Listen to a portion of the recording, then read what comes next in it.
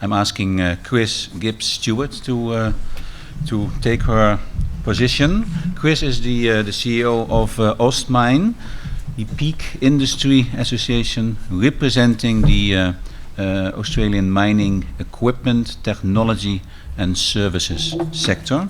She has over 25 years experience in international business, industry development and general management. You have the floor. Thank you very much. And what you didn't mention is that I actually am a graduate of UTS. I got my MBA here many moons ago. My husband actually got a master's here at UTS, and my son is considering going to UTS next year. So we're a UTS family, and it's very pleasing to be here today. So thank you, Damien, for inviting me along. This morning I'm going to be focusing on the mining industry, and not the urban mining industry, but the traditional mining industry, and how it is measuring up to the themes at hand, and what opportunities we have to demonstrate leadership in this area. Now I think, and you'll probably agree, that mining gets a bad rap when it comes to issues around sustainability, renewables, environment, and even forward thinking in general. I heard someone refer to mining at a recent conference in Hong Kong as akin to a 19th century choo-choo train. Now, when I say that I work in mining, a lot of people look at me quite strangely with almost a disapproving, weird look. And you'd think I would have told them I was a lawyer or banker or something. But when thinking about mining and thinking about renewables, I'd like you to take a look at this picture. This is actually the footprint of the Roy Hill mine. Now, Roy Hill is a big mine, new project in Western Australia. This is the footprint of the Roy Hill mine, superimposed over Brisbane. And I know that many of you are visiting from overseas, so Brisbane is about 1,000 k north of here. And think about this. This mine site will be totally remediated in about 20 years' time, but the blight of Brisbane will still be on the Australian landscape. Are any of you from Brisbane? Just kidding. The theme of harnessing new value from resources is extremely, if not critically, important for the mining industry today. And our ability to harness new value, or even more value, will have a significant impact on the economy of this country moving forward. And we really have a small window in Australia to ensure that our resources remain competitive on a world stage. And when you think about the cycle of technology adoption into mining, which is about 15 to 20 years, we need to urgently do something differently. And this involves all players along the value chain, and I'll talk about this later. Just to set the scene as I'm talking about mining, I thought I'd take a look at how some of the major commodities have been faring over the last 10 years. And as you can see here, and I'm looking at coal and iron ore specifically, Australia's two biggest commodity exports, you know, prices aren't that much different than in 2009, and in many cases they're better than in 2005 and 2007. And you can see the big spike in price in 2011, probably the heyday of mining, then the steady decline, and to where we find ourselves now in 2015. And this is probably really a normalization of things. But what's really alarming is the productivity curve, which is the gray line, and you can see the decline in productivity over the last 10 years. And this is why there is so much stress in the system. The current challenges facing the mining industry are many, including increasing cost, more complex ore grades, declining ore grades, and the need to go deeper, along with other environmental, human, corporate, and social issues. Without a doubt, miners are facing unprecedented challenges. And now, more than ever, we believe that the deployment and adoption of technology and innovation is needed. In fact, we call this the technology age of mining, but we've only really scratched the surface when it comes to the application and uptake of technology. And solutions actually need to go far beyond the technology itself, because there's many systemic barriers that need to be overcome for our industry to obtain long-term sustainability. Now, the comments I'm making today are not from a miner's perspective, because Ostmine does not represent miners. We represent the METS sector, or the mining equipment technology and services sector.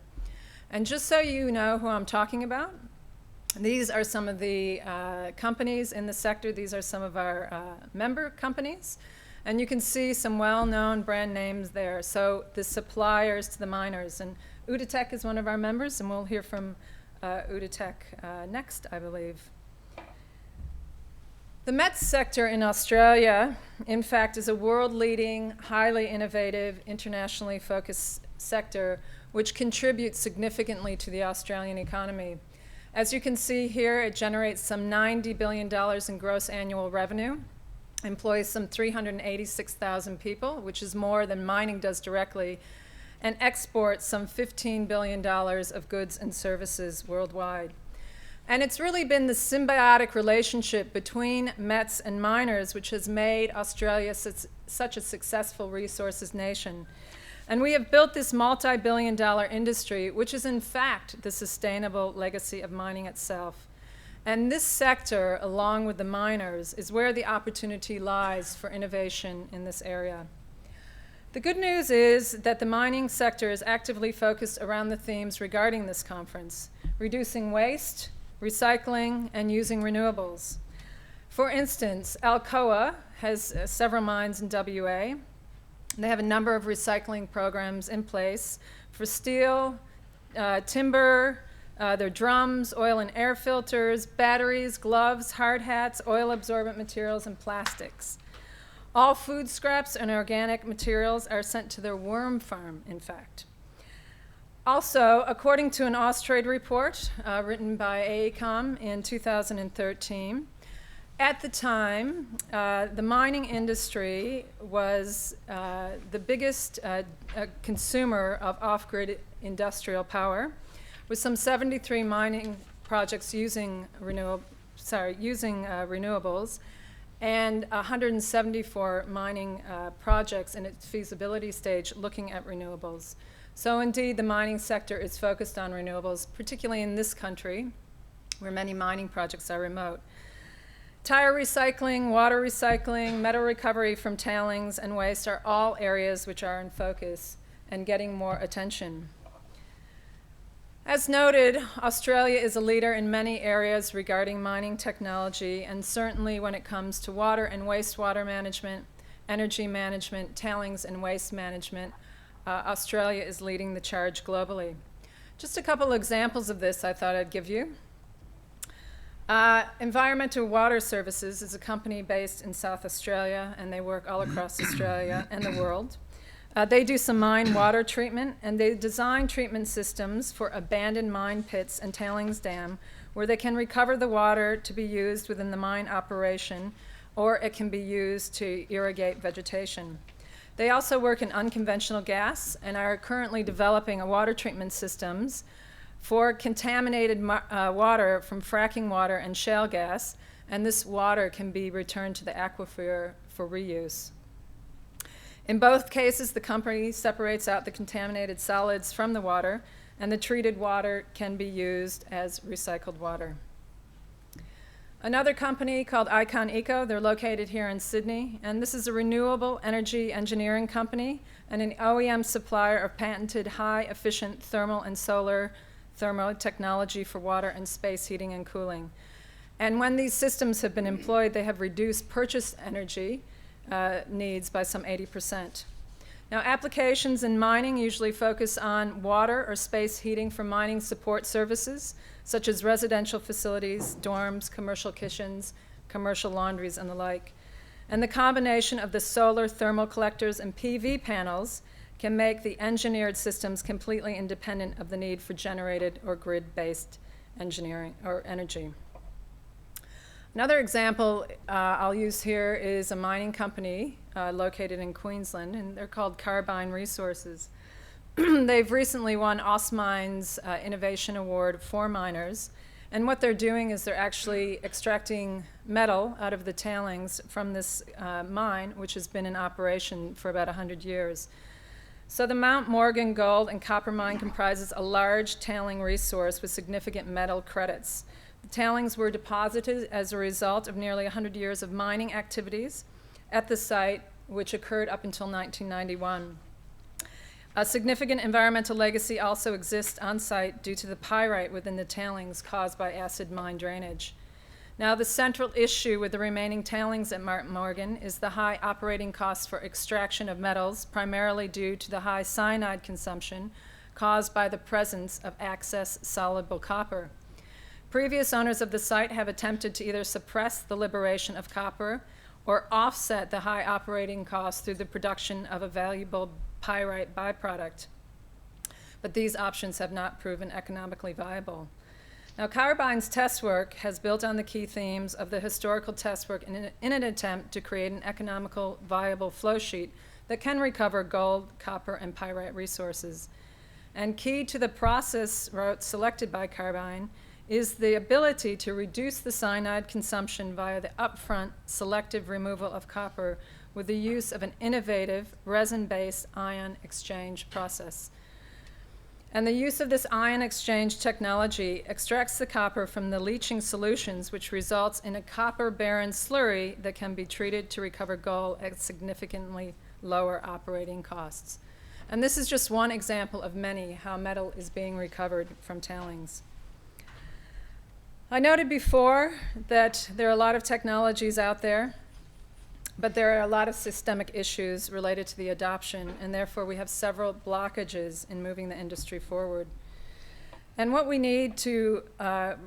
really need is the strategic application of the technology and the widespread strategic alignment of the mining industry that's really going to make a difference. And we really see four key elements in this. First of all, that sustainability must be the overarching principle of any strategy, that mining companies must become bolder and adopt technology faster, that suppliers and miners must become true partners, and that innovation must sit at the core of a company's strategy. Now, one of Australia's core values is that we seek to continually collaborate with people, and we believe that collaboration is the key to industry advancement. And this is across the entire value chain, between Mets and miners, between Mets and Mets, between Mets miners and researchers, and between the miners themselves. And OSMine has recently conducted a survey looking at the themes of collaboration and innovation in the Mets sector, and I thought I'd share some of these with you. And as you can see on this slide, we're comparing our 2015 results to some results we had in 2013. Now, Australia in general rates pretty poorly worldwide on collaboration. I think the percentage is about 5% of business collaborate. It could be a bit more. I see Goran shaking his head, so he's agreeing.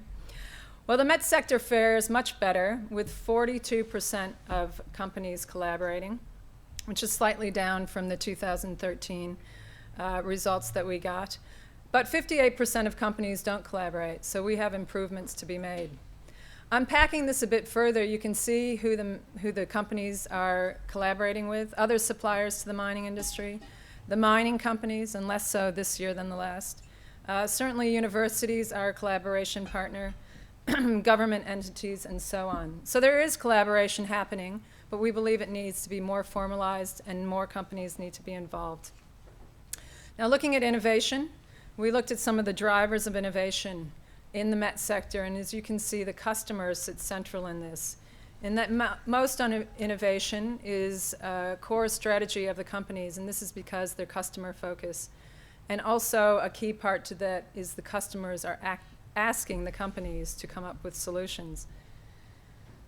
In the same vein, though, customers are also a barrier to innovation, with many of the companies noting that the conservative nature of mining companies and procurement practices of large companies are stifling innovation in their companies.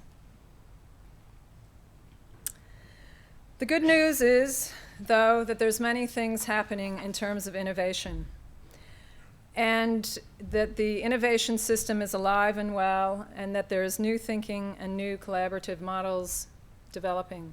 From traditional research models to accelerators, to incubators, to corporate labs, New open innovation ideas, particularly pushed by Anglo-American, problem solving via hackathons, and collaborative research and crowdfunding is really opening up the area to look at new and innovative ways to collaborate and move the industry forward.